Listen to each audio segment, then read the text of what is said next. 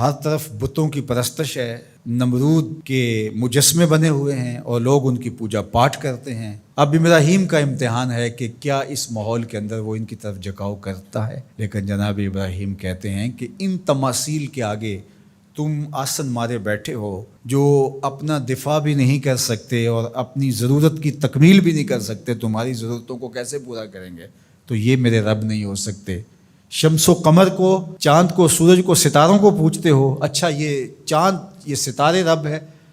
تو جب ڈوب گئے تو کہا کہ جو ڈوبنے والے ہیں وہ میرے رب تو نہیں ہو سکتے، مجھے رب کی ضرورت پڑ جائے، رب ڈوبا ہوا ہو تو مجھے تو وہ چاہیے جو ہر وقت حاضر ہو، تو میں تو اس رب کی پوجا نہیں کر سکتا۔ یہ ان کے شعور کا امتحان تھا اور اس شعوری امتحان میں پورے نکلے۔ پھر اس کے بعد اگلا امتحان تھا کہ وہ اس شعور کو بیان کرنے کی طاقت بھی رکھتے ہیں کہ نہیں۔ پھر بت کدا ٹوٹتا ہے، نمرود کا دربار سجتا ہے، اور وہاں جو خطبہ حضرت ابراہیم نے دیا زمانے نے سنا، جب کلہاڑا اس بڑے بت کے کندھے پہ رکھ دیا اور باقی سارے بتوں کا تیا پانچا کر کے رکھ دیا، جب وہ میلے سے واپس آئے تو ابراہیم بڑی بے نیازی سے بولتے ان کے بڑے نے کیا ہوگا، دیکھو اسلحہ تو اسی کے کندھے پر ہے۔ تو وہ کہنے لگے ابراہیم تو جانتا ہے یہ بولتے نہیں ہیں، اور حضرت ابراہیم یہی تو لانا چاہتے تھے۔ پھر جو خطبہ دیا، اُفِّل لَکُمْ وَلِمَا تَعْبُدُونَ مِن دُونِ اللَّهِ أَفَلَا تَعْقِلُونَ، افسوس ہے تمہارے اوپر اور افسوس ہے ان پر جن کو تم اللہ کے علاوہ پوجتے ہو۔ افلا تعقلون، تمہاری کھوپڑی میں دماغ نہیں ہے۔ اور پھر اللہ کی توحید کا بیان فرمایا۔ پھر اس کے بعد جان کا امتحان آیا، تو پھر جلتے ہوئے شعلوں کے اندر جس طرح ہنس کے داخل ہوا پیغمبر، یہ الگ اور نرالی شان تھی۔ نمرود نے سوچا تھا جل کے راکھ ہو گیا ہوگا چخا میں، لیکن 40 دن کے بعد جب آگ بجھتی ہے تو حضرت ابراہیم انگاروں سے چلتے ہوئے یوں باہر آتے ہیں جس طرح پھولوں پر کوئی نازنین چل کے آ رہا۔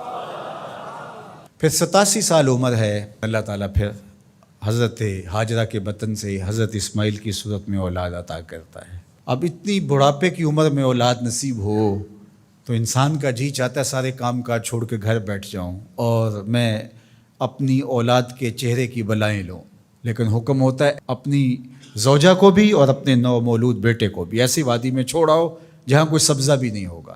اللہ اکبر۔ پھر اسماعیل علیہ السلام کی ایڑیوں کے رگڑنے سے زمزم جاری ہوتا ہے۔ اب ذرا دیکھیے، ایک ایسا امتحان آتا ہے، اگر کو ہمالیہ پہ بھی ڈال دیا جاتا اس کا پتا بھی پانی ہو جاتا۔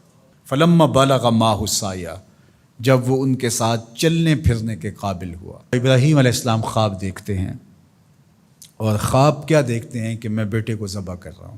فلما اسلما، جب دونوں راضی ہو گئے، باپ ذبح کرنے پہ اور بیٹا ذبح ہونے پہ۔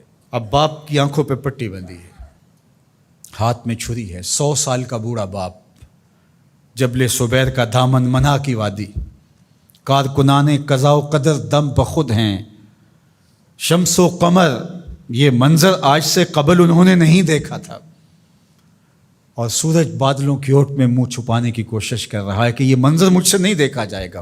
حوروں کی چیخیں نکل رہی ہے، کائنات تھرا رہی ہے، مالک قیامت آنے والی۔ اور مالک بھی فرشتوں سے کہہ رہا تھا کہ تم کہتے تھے نا کہ سجدے ہم کریں گے، تسبیحات ہم کریں گے، انسان تو دینگا مشتیاں کرے گا، ذرا میرے بندے کی اس ادا کو بھی دیکھو، میرے حکم کی تعمیل پر میرے بندے کی اس انوکھی ادا کو بھی دیکھو۔ چھری کی نوک حلق کے اوپر رکھ کے پورا وزن ڈال دیا، گلا کٹ گیا، خون بہنے لگا۔ ابراہیم علیہ السلام ایک عجیب کیفیت میں، کیا کیفیت ہو سکتی ہے، میرے پاس تو لفظ نہیں ہے۔ اللہ اکبر۔ جلدی سے جو ہے وہ آنکھوں سے پٹی کھولتے ہیں تو دیکھتے ہیں کہ منظر بدلا ہوا ہے۔ بیٹا سمجھ کے جس کو ذبح کیا وہ تو دمبا تھا، اور اسماعیل علیہ السلام پاس کھڑے مسکرا رہے ہیں، اور پاس حضرت جبریل امین بھی کھڑے ہیں۔ یہ اس بات کا عملی ثبوت ہے یہ وہ دمبا لے کے آئے ہیں۔ تو بے ساختہ جناب ابراہیم علیہ السلام کی زبان پر جو لفظ آیا وہ یہ تھا، اللہ اکبر، اللہ اکبر۔ تو حضرت اسماعیل بولے لا الہ الا اللہ واللہ اکبر۔ پاس کھڑے جبریل بولے اللہ اکبر وللہ الحمد۔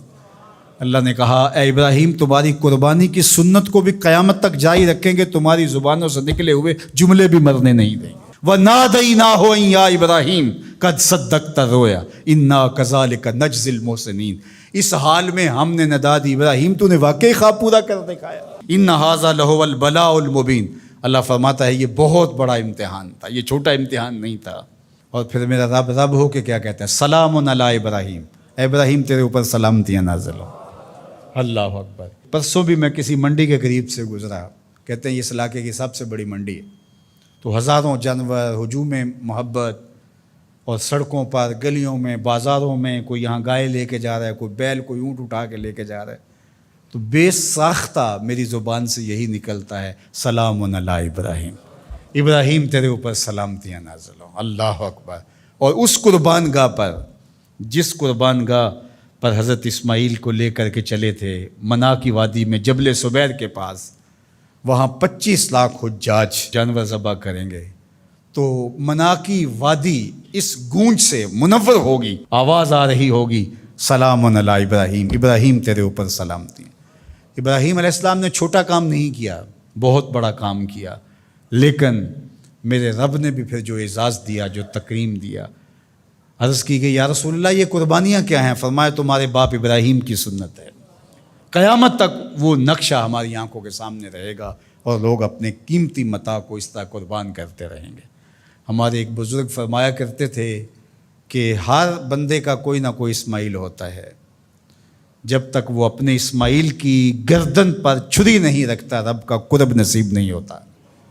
تو اپنی عزیز ترین متاع اللہ کی راہ میں قربان کرنے کا موقع آ جائے، وہ جان ہو، وہ اولاد ہو، وہ مال ہو، وہ منصب ہو، جب حالات تقاضا کریں اور آپ کو لگے کہ میرے مالک کا مجھ سے یہ تقاضا ہے، تو راہ خدا کے اندر قربان کرنے کا جب یہ جذبہ اس لیول تک پہنچ جائے، تو پھر آپ اس نور سے مالا مال ہوتے ہیں، اس فیض سے فیض یاب ہوتے ہیں۔